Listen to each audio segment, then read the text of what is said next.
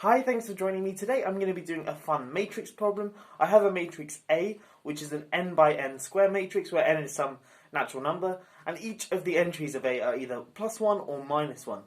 I want to prove that 2 to the n minus 1 always divides the determinant of A. Okay, so if you want to have a go at this problem, pause the video now and give it a go for yourself, and I'm going to get stuck into a solution.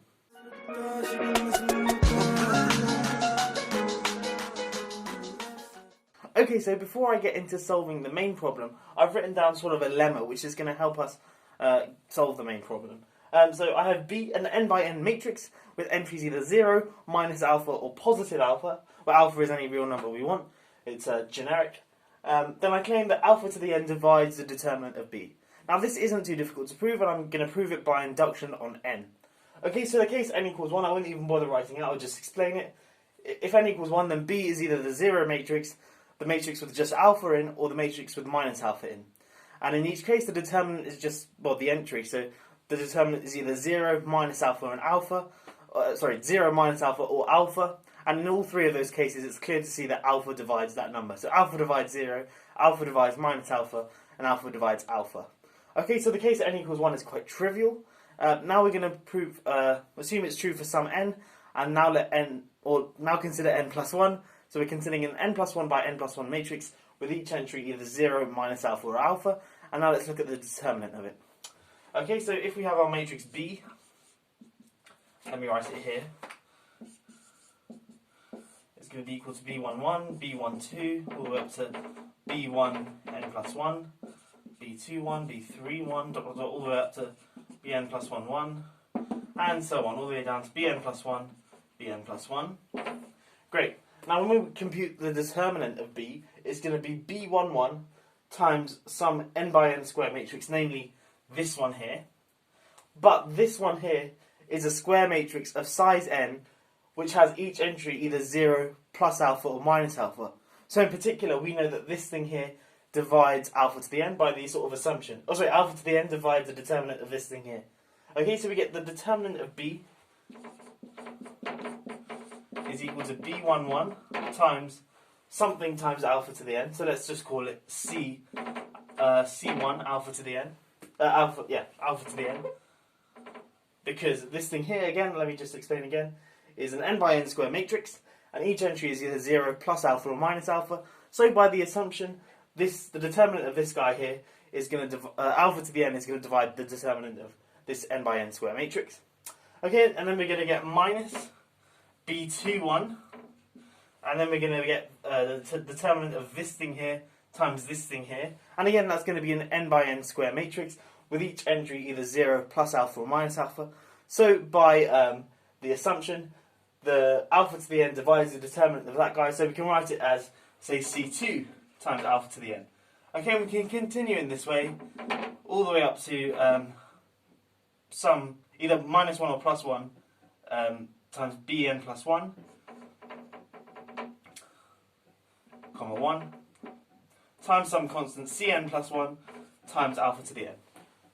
Okay, so we get a load of alpha to the n's, a load of just constants, and then the B11, B21, all the way up to Bn plus 1, 1. But remember, B1, each of the B's here is either going to be 0, plus alpha, or minus alpha. But in particular, alpha divides each of the Bi's.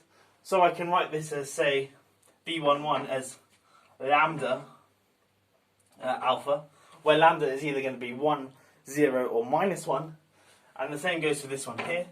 I'll call it, say, lambda 1. This one here, lambda 2 alpha, all the way down to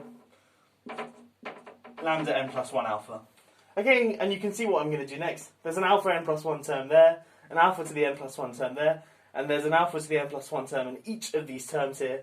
So, of course, alpha to the n plus 1 divides the determinant of B. And that's my inductive step done. I've shown that if it's true for the case n, so if you have any n by n square matrix where each entry is either plus alpha, minus alpha, or 0, if you assume that the determinant of that guy has a factor of alpha to the n, then it's also true for the case n plus 1. So you take any n plus 1 by n plus 1 square matrix, where each entry either 0, alpha, or minus alpha, then you get the alpha to the n plus 1 divides the determinant of that guy. And that's the proof of this claim done. Now let me use this to prove the initial problem where we have a matrix A where each entry is either 1 or minus 1, and we want to prove that 2 to the n minus 1 divides the determinant of that guy. So let's get on to that. Okay, now we can go back to our original problem where we have A an n by n matrix with each entry 1 or minus 1, and we want to prove that 2 to the n minus 1 divides the determinant of A. Now you can see in the base case where n equals 1, it's quite trivial, and maybe you can even do n equals 2 in your heads sort of thing to see that this also works. But when you get into higher values of n, it's not so obvious. But we're going to use our previous lemma, and we're going to use row operations as well to make this problem a lot simpler. Okay, so let A be some generic n by n matrix with each entry either plus or minus 1. Oh, I don't know why I've drawn a curly bracket. So it's going to look like this, plus or minus 1, plus or minus 1, plus or minus 1, all the way down to plus or minus 1, and then some stuff here. I'm going to call this star. Where star, of course, is still a matrix with each entry plus or minus 1. Now, what I'm firstly going to do to get rid of all of these plus or minus 1s here is some row operations. Okay, so without loss of generality, I may assume that the top left element of my matrix here is positive 1, because if it was negative 1, then I could just take out a factor of minus 1 from that top row, and that's only going to change the sign of the determinant of A, but of course that's not going to impact whether or not 2 to the n minus 1 divides the determinant. Okay, great, so I've got this matrix here. Now what I'm going to do is, so each of the rows here which are positive 1, I'm going to do that row minus the top row, so then I'll get 0 in the first component.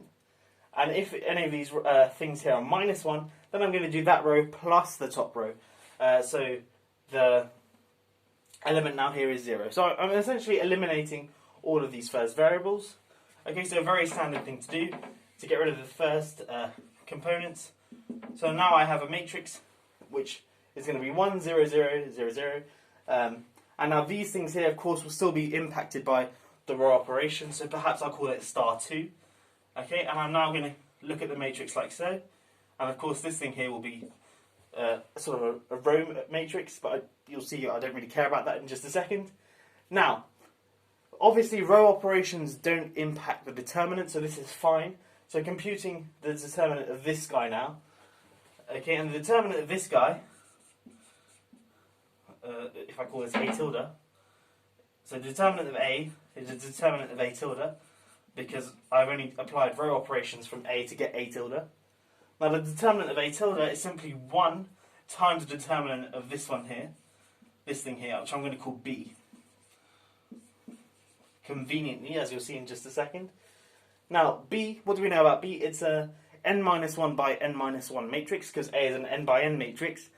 But also each of B's entries are either 0, minus 2, or 2.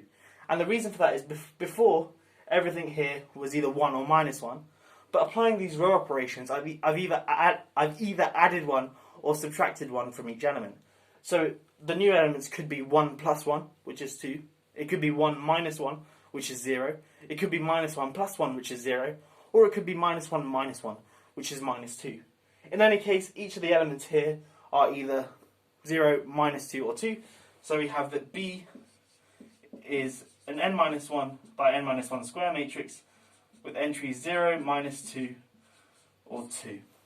Okay, now we can apply the previous lemma, because we know that the determinant of B then is going to have 2 to the n minus 1 as a factor. Okay, because in this case we've got alpha equals 2, and that essentially proves the problem. Using the previous lemma, we have that 2 to the n minus 1 divides the determinant of B, but of course the determinant of B is just the determinant of A, and so 2 to the n minus 1 divides the determinant of A.